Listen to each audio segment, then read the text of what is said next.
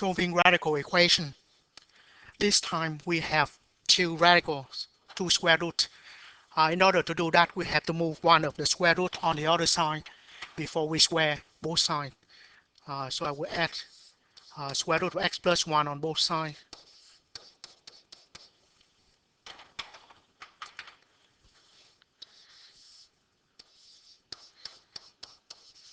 And we have square root 2x plus 3 equal to 1 plus square root of x plus 1.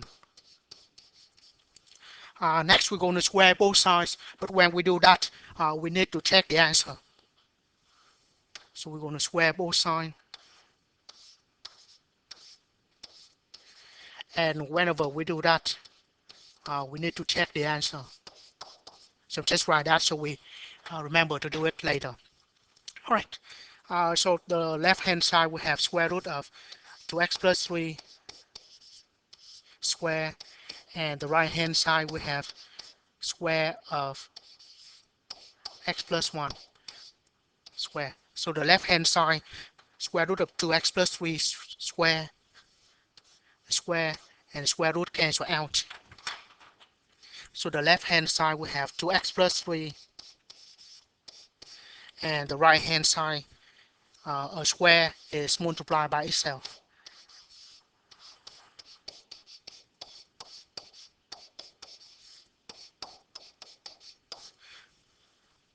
I just multiplied the right hand side slowly. 1 times 1 is 1. 1 times the square root of x plus 1 is square of x plus 1. Square of x plus 1 times 1, and square root of x plus 1 times square root of x plus 1. That's what we have. Similarly to the left hand side, square cancel the square root here. The left hand side is still 2x plus 3.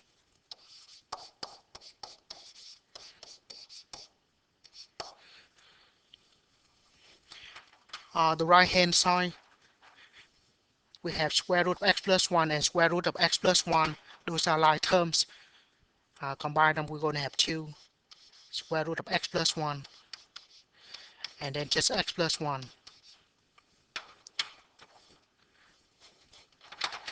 Right. Combine like terms. On the right hand side we have also 1 and 1 here. So we have 2x plus 3 on the left hand side, 2 square root of x plus 1 on the right hand side, and then plus x. 1 plus 1 is 2.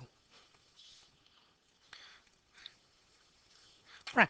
So we keep one square root on one side. When we square it, we eliminate the square root. Now we still have one square root here. So we're going to keep that square root on one side. We move everything else to the other side, square both sides, and check. So minus x minus 2. So the square root will stay on one side. We still have the 2 in front of it though. So the left hand side becomes x plus 1, and the right hand side 2 square root of x plus 1. Here we can divide by 2 on both sides to get the square root by itself, but I'm not going to do that, because if we divide by 2, then we have the fraction squaring on both sides might be a little more complicated. So instead, I'm just going to square both sides. Of course, when square both sides, we will need to check the answer, but we already have right here. So we're going to check the answer a bit later. All right, when we square both sides, x plus 1 square on the left hand side, and we have square of 2 square root of x plus 1 square. X plus 1 square on the left hand side will be x plus 1 times x plus 1. I could multiply now directly, but uh, I just want to write every step. Right.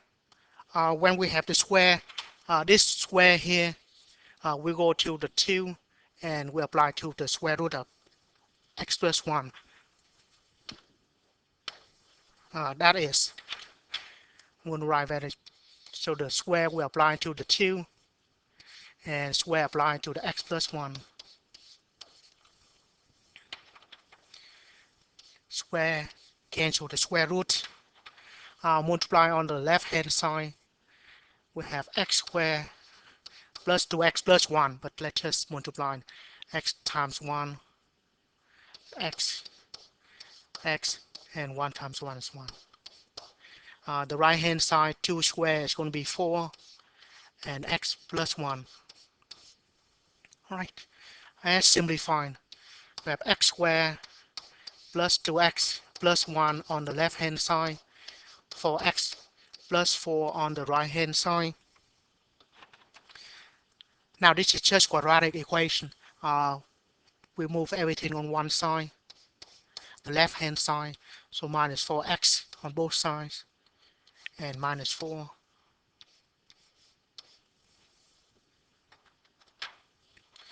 So we end up with x squared minus 2x minus 3 equal to 0.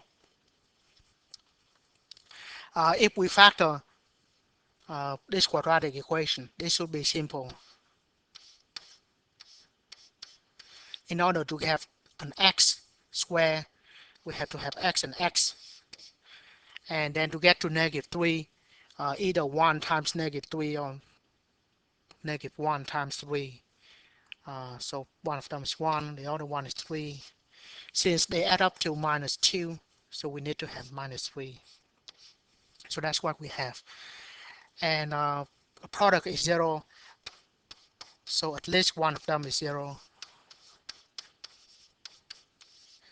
So I have x equal to negative 1 or x equal to 3. Right. So that's good and all, but don't forget, we still need to check, because every time we square both sides, we have to check. Now this is a check.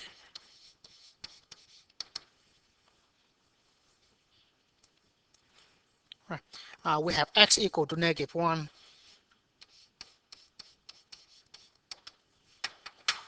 I'm going to put negative 1 in the original equation.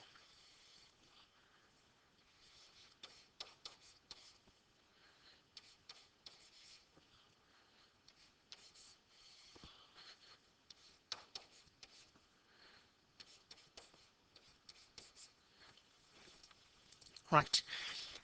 So 2 times negative 1 is negative 2 plus 3. So we have 1 square root of 1 minus square root of 0 equal to 1, which is good. So negative 1 is a solution. And then we check for 3. And again, we're going to put in the original equation. But this time x is equal to 3.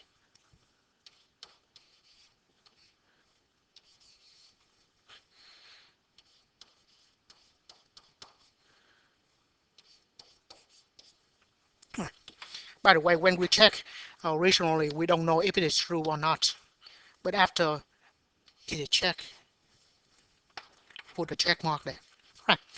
The left hand side, 2 times 3 is 6, plus 3 is 9, so we have square root of 9, which is 3, and 3 plus 4, 3 plus 1 is 4, and square root of 4. And square root of 9 is 3, square of 4 is 2, 3 minus 2 is 1. So this also check. So in this problem, we have two solutions. X equal to negative 1 is the solution. X equal to 3 is the solution. So we say the solution set has negative 1 and 3. Once again, let's just go over the problem. Uh, this has two square root, so we keep one square root at a time. So we keep one square root at a time, and then we square both sides. Every time we do that, we need to check the answer, and we multiply it out. And when we have another square root, we try to keep the square root by itself. And even there's a 2 here, that's perfectly fine. We just squared. We don't want to divide by 2 here because we don't want to deal with fraction. Square both sides, and then we have a quadratic equation. Solve it. At the end, make sure we check the answer, because sometimes none of the solution will work. Sometimes one of them will work. Thank you for watching.